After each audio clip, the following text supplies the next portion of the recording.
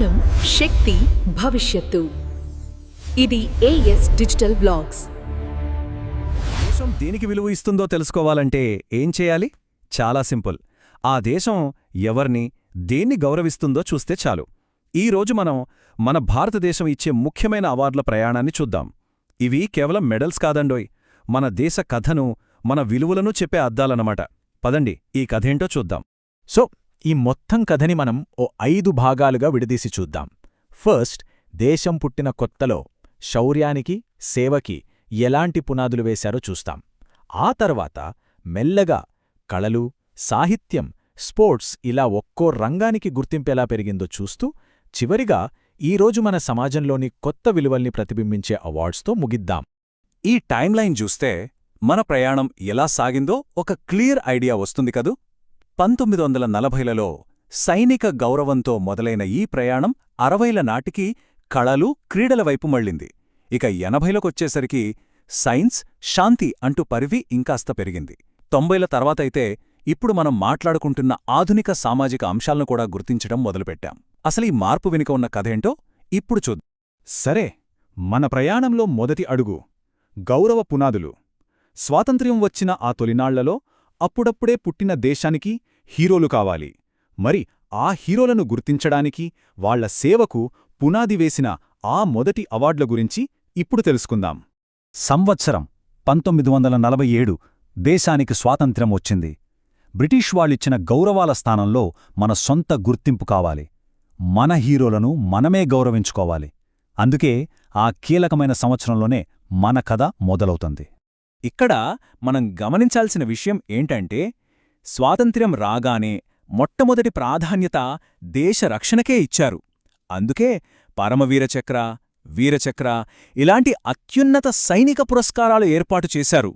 దీని ద్వారా దేశ సరిహద్దుల్లో ప్రాణాలకు తెగించి పోరాడే సైనికుల త్యాగానికి మేమిచ్చే గౌరవం ఇదే సుమా అని ప్రభుత్వం ఒక బలమైన సందేశం పంపిందనమాట. ఆ తరువాత సరిగ్గా 7 ఏళ్లకు అంటే 1954లో దేశం తన ఫోకస్ని మార్చింది.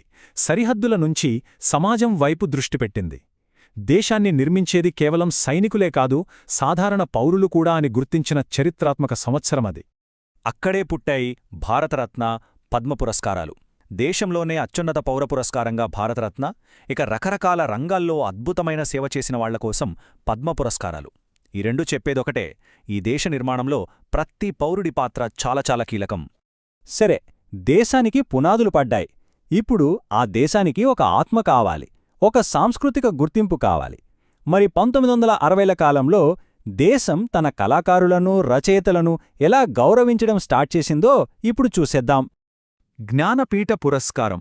ఇది కేవలం ఒక అవార్డు కాదు, దేశంలో ఉన్న ఇన్ని భాషల్లోని సాహిత్యాన్ని ఒకే గొడుగు కిందకి తెచ్చి భారతీయ సాహిత్యం అనే ఒక కాన్సెప్ట్కి గుర్తింపునిచ్చిన మూమెంట్ అది. అప్పటినుంచి రచయితల కళాలక్కూడా జాతీయ గౌరవం దక్కింది. సాహిత్యం తరువాత జనాల మీద అంతలా ప్రభావం చూపేదేది ఇంకేముంది? సినిమానే.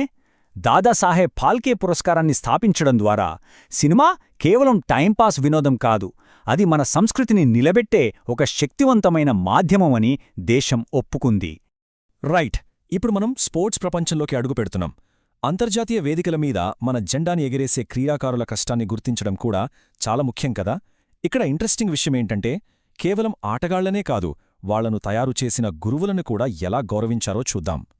అసలు ఒక దేశం తన స్పోర్ట్స్ హీరోలను ఎలా గుర్తించాలి, వాళ్ల టాలెంట్ని, డెడికేషన్ని, వాళ్ల త్యాగాలని ఎలా గౌరవించాలి? ఈ ప్రశ్నకు సమాధానం వెతుకుతూనే మన దేశంలో క్రీడా పురస్కారాలు పుట్టాయి. దానికొచ్చిన మొదటి సమాధానమే అర్జున పురస్కారం. మహాభారతంలో అర్జునుడి ఏకాగ్రత, నైపుణ్యం ఎంత గొప్పవో, అలాగే స్పోర్ట్స్లో అసాధారణ ప్రతిభ చూపిన వాళ్లకు ఈ పురస్కారం ఒక పెద్ద గుర్తింపుగా నిలిచింది. అర్జునుడు ఉన్నాడంటే అతని వెనక ఒక ద్రోణాచార్యుడు ఉండి తీరాలిగదా. భలే ఆలోచన గదు. సరిగ్గా ఇదే ఆలోచనతో 1985లో ద్రోణాచార్య పురస్కారం వచ్చింది. ఇది ఛాంపియన్లను తయారు చేసే తెరవెనుక హీరోలు అంటే మన కోచ్లను గౌరవించడానికి వేసిన చాలా ముఖ్యమైన అడుగు. మన ప్రయాణంలో ఇప్పుడొక పెద్ద టర్నింగ్ పాయింట్. గుర్తింపు అనేది దేశ సరిహద్దులు దాటేసింది. ల్యాబ్స్ నుంచి మొదలుపెట్టి ప్రపంచ వేదికల దాకా విస్తరించింది. విజ్ఞానం, శాంతి, సమాజ సేవ ఇలా కొత్త కొత్త రంగాలకు ప్రాధాన్యత ఎలా పెరిగిందో చూద్దాం. ఇక్కడ మనకు 3 వేర్వేరు అవార్డులు కనిపిస్తున్నా ఇవి చెప్పే కథ ఒక్కటే. అదేంటంటే భారతదేశం ఆలోచనా పరిధి విస్తరిస్తోందని. ఆసియా నాయకత్వాన్ని గుర్తించే రామన్ మెగసెసే, మన సైంటిస్టులను గుర్తించే శాంతి స్వరూప్ భట్నాగర్, ప్రపంచ శాంతి కోసం ఇచ్చే ఇందిరాగాంధీ శాంతి బహుమతి. చూశారా, దేశం తన గురించి మాత్రమే కాదు, ప్రపంచం గురించి కూడా ఆలోచించడం స్టార్ట్ చేసింది. ఈ టేబుల్ చూస్తే ఆ మార్పు ఇంకా క్లియర్గా అర్థమవుతుంది. చూడండి, 1957లో ఆసియా లీడర్షిప్ మీద ఫోకస్, 58లో సైన్స్ అండ్ టెక్నాలజీ, ఇక 86 వచ్చేసరికి ఏకంగా అంతర్జాతీయ శాంతి. అంటే కేవలం 30 ఏళ్లలోనే మన ప్రాధాన్యతలు ఎంతగా మారాయో కదా. ఓకే, మన ప్రయాణంలో చివరి ఘట్టానికి వచ్చేశాము. ఆధునిక గుర్తింపులు. 20వ శతాబ్దం ముగిసి 21వ శతాబ్దం మొదలవుతున్న టైంలో మన సమాజం కొత్త సవాళ్లను, కొత్త విలువలను గుర్తించింది. మరి ఆ మార్పుని ఈ పురస్కారాలు ఎలా చూపిస్తున్నాయో చూద్దామా? ఈ అవార్డుల లిస్ట్ చూడండి ఒకసారి. బాలల సంక్షేమం, మహిళా సాధికారత, పర్యావరణ పరిరక్షణ ఇవన్నీ కూడా లాస్ట్ సెంచరీ ఎండింగ్లో, ఈ సెంచరీ స్టార్టింగ్లో ప్రపంచం మొత్తం సీరియస్గా తీసుకున్న ఇష్యూస్. మన భారతదేశం కూడా ఈ మార్పును అందిపుచ్చుకుని ఈ ఫీల్డ్స్లో పనిచేస్తున్న వారిని గుర్తించడం మొదలుపెట్టింది. సో ఇప్పటిదాకా మనం చూసింది కేవలం ఏ అవార్డు ఎప్పుడు వచ్చిందనే లిస్ట్ కాదు. ఇది ఒక దేశం తన ఐడెంటిటీని తానే నిర్వచించుకున్న కథ. మిలిటరీ పరాక్రమం నుంచి సోషల్ జస్టిస్ వరకు ప్రతి అవార్డు వెనుక ఈ దేశం దేనికి విలువ ఇస్తుందో చెప్పే ఒక బలమైన స్టేట్మెంట్ ఉంది.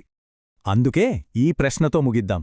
ఒక దేశమిచ్చే గౌరవాల ప్రయాణం ఆ దేశం యొక్క గతాన్ని, భవిష్యత్ ప్రాధాన్యతలను ఎలా చూపిస్తుంది?